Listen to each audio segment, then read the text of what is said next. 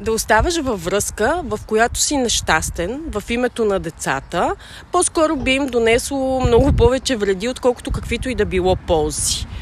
Никой не иска детето му да живее в негативна атмосфера, да развие погрешни представи за човешките взаимоотношения и семейството като цяло.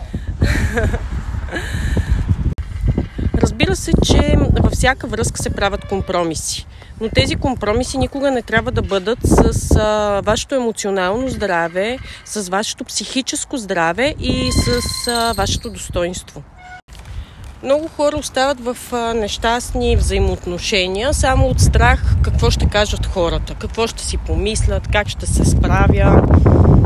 Всъщност на никой не му пука за вашия живот. Така или иначе винаги ще говорят за вас. Дали сте постъпили правилно или грешно, зависи единствено от вашите разбирания за правилно и грешно.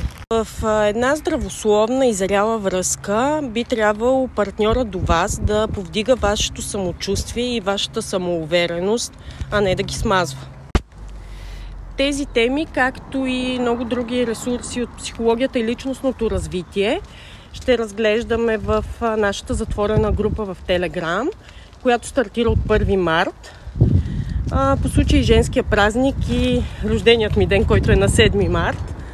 Така че, ако искате да се присъедините, оставям линк долу в описанието.